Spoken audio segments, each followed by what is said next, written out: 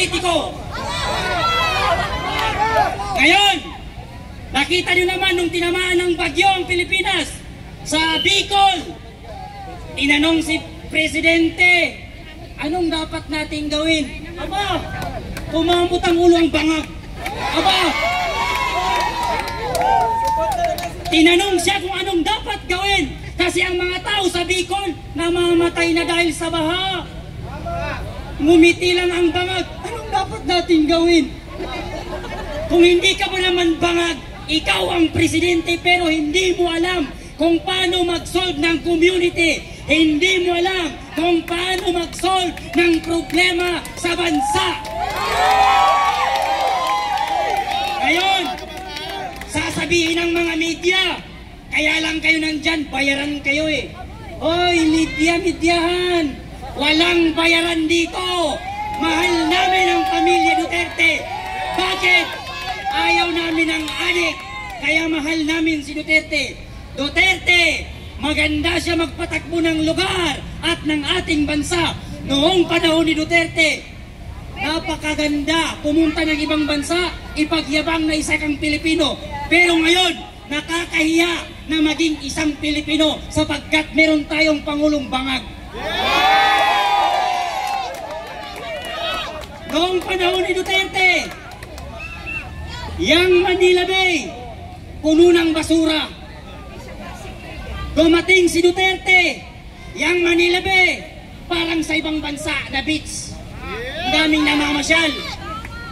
Ngayon pumalit si Bangag, parang siyar na naman ulit. Panahon ni Duterte, ang mga adik nagsitaguan. Ngayon bumalik ang adik na naman na presidente, lahat ng adik bumalik na naman. Nangampanya si Bongbong Marcos, anong sabi niya? Pag ako ang nanalo, 25 lang ang 1 kilong bigas. Naupo ang Bangag. Ang bigas ngayon 60, ang shabu bumaba. Ang pangako niya, bigas ang bababa. Ngayon siya ang naupo, mumahal ang bigas, bumaba ang shabu. Grabe naman yan. Ngayon, tignan nyo naman, ang mga binoto nating Senado na mga alagad ni Presidente Marcos Bangag Jr. Kung makaimbestiga sila kay Sara Duterte, nung humihingi si Sara Duterte ng pondo, abay si Ira Hontiveros, yung si Risa Hontiveros, kung makaimbestiga, akala mo naman anghel. Eh ikaw ang tanungin namin ni Risa Hontiveros, yung kinurakot mo, yung ninakaw mo, na 90 billion sa PhilHealth, saan mo pinunta? Tapos kung makaimbestiga ka, akala mo malinis ka? Isa kang crocodile na malaki. Tapos yang si Tambaluslos naman, Martin Romualdez na parang elepante. Yang laki ng tiyan mo, bawasan mo bago ka magpresidente. Wala nang uupo sa inyo, kaya lang kayo naupo sa Senado at sa presidente dahil sa kay Sara Duterte. Kung hindi lang kayo dumikit kay Sara Duterte, kahit kagawad hindi nyo makuha. Oo, wala kayong makukuha, wala kayong utang na loob. Yang tatay ni Marcos na si Ferdinand Marcos, ilang presidente ang dumaan, namatay ang tatay mo, hindi nila nailibing kasi ayaw ng taong bayan. Dumating si Duterte sa pagkapangulo, ipinalibing ang tatay mong bangag ka. Ngayon, ikaw ay dumikit kay Sara Duterte, nanalo ka dahil sa kawalang hiyan mo at wala kang utang na loob. Nung naupo ka, tinrider mo ang pamilya Duterte. Ngayon, lahat ng anti-Duterte, alam nyo na ang meaning yan. Ibig sabihin, adik yan. Yes. Pag ang tao galit sa kay Duterte, adik yan. Pag ang Senado galit kay Duterte, adik yan. Pag ang mga congressman sa representative ng House Committee galit kay Duterte, adik din yan. Kaya lahat ng galit kay Duterte, ayaw kay Duterte, matik na yan, adik yan lahat, pati ang kanilang Pangulo. Diba?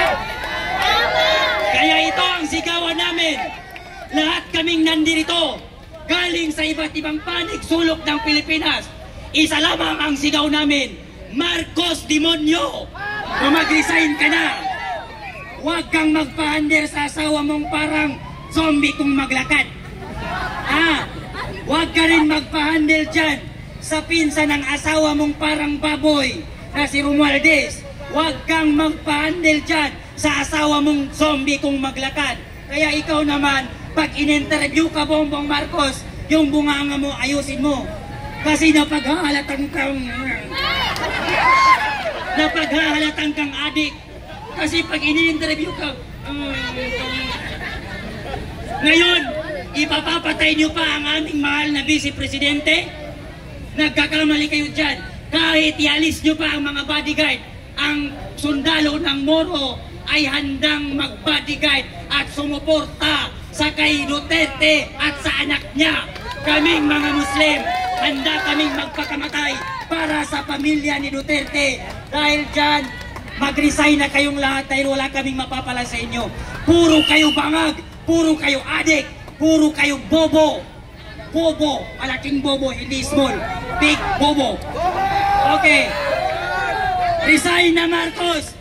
Resign. Bobo, bangag. Yun ang nagsalita. Concern lang siya sa kanilang